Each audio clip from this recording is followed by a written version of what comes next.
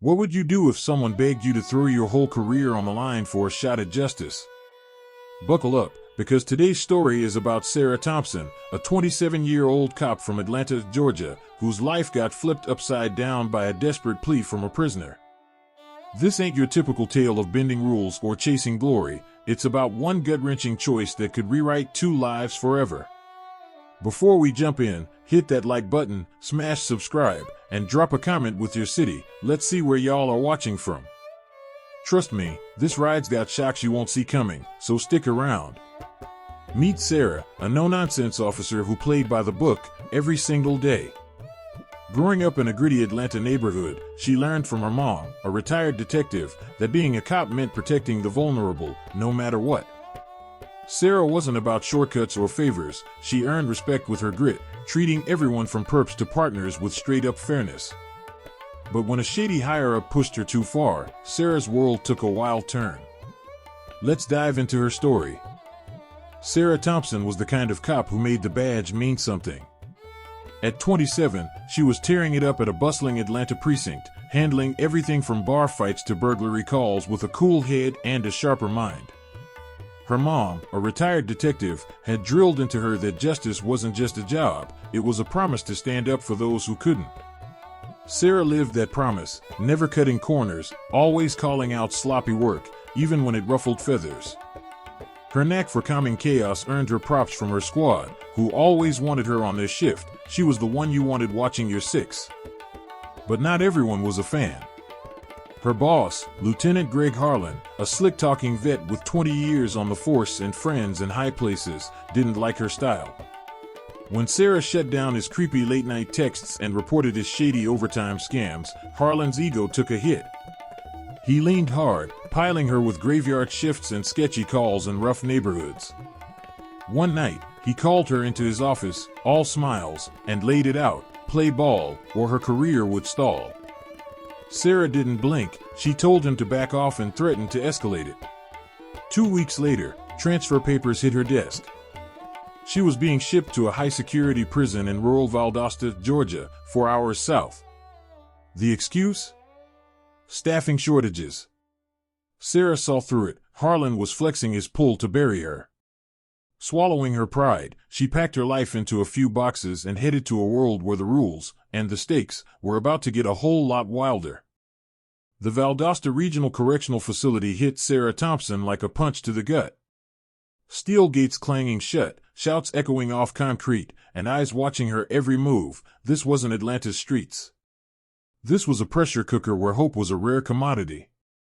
Sarah's new gig was keeping the peace among inmates, escorting them to chow, breaking up fights, and enforcing rules in a place where one wrong look could spark chaos.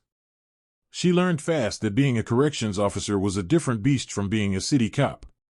You had to read the room like a poker game, know when to push and when to pull back. Inmates came in all flavors: loudmouths itching for a fight, ghosts who checked out on life, slick talkers gaming the system, and the quiet ones just counting days. Sarah stayed true to her code, treating every soul with the same respect, whether they were snarling or silent. But one guy stood out: Marcus Evans, a 34-year-old serving 12 years for insider trading. Unlike the others, Marcus carried himself with a calm that didn't belong in those walls. No attitude, no drama, just a guy who kept his head down, helped others with their legal forms, and spent hours in the prison library poring over books. Sarah first clocked him during yard time, scribbling in a notebook while others hustled or sulked. His eyes had a weight to them, like he was carrying a story heavier than his sentence. Marcus wasn't your typical con, and something about him stuck with Sarah, like a puzzle she couldn't quite shake. Sarah Thompson had a knack for spotting what didn't fit, and Marcus Evans was a puzzle that wouldn't quit. During chow line at Valdosta, while inmates traded barbs or stared at their trays, Marcus sat apart, nose in a worn-out book, scribbling notes like his life depended on it. His politeness stood out, never a raised voice, always a yes, ma'am when Sarah gave orders.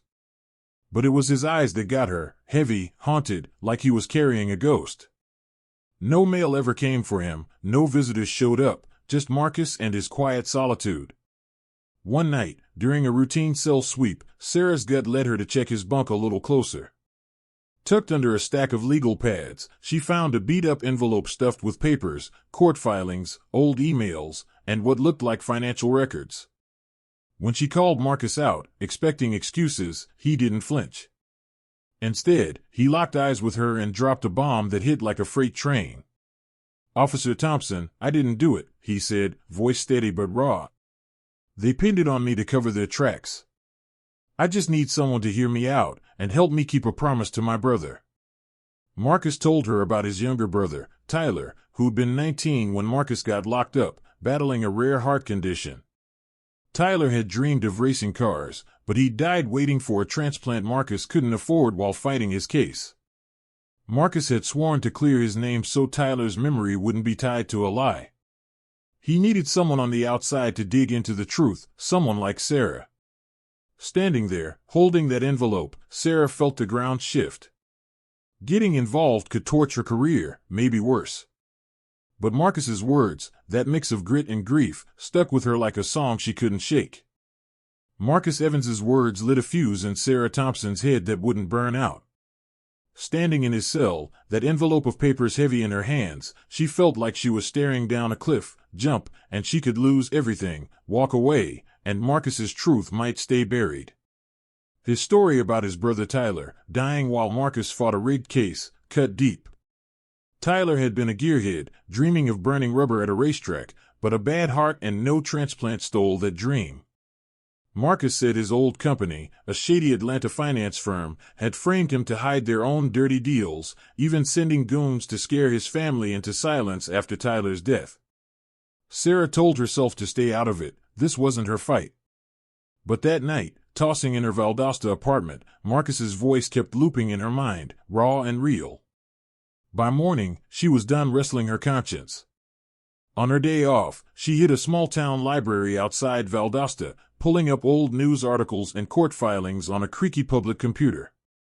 What she found made her blood run cold. Marcus's trial had been a rush job, witnesses flipping their stories, evidence vanishing, and the firm dodging fraud probes like it had a get-out-of-jail-free card.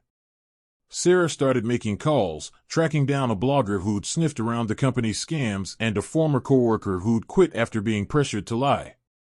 Every lead screamed Marcus was telling the truth, but digging deeper meant crossing lines she'd sworn never to touch. If she got caught, it wasn't just her badge on the line, it was her whole future. Still, something about Tyler's story, about a kid who never got his shot, kept pulling her in, daring her to make a move.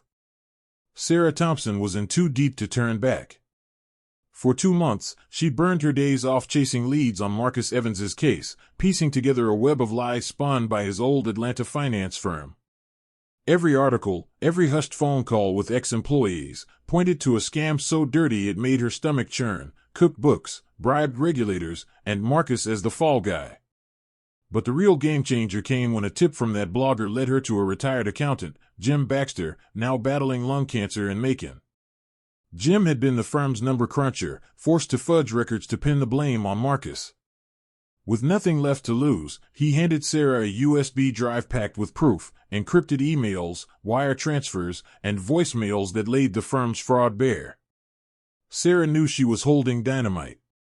She could play it safe, hand it to the feds, and let the system grind away for years.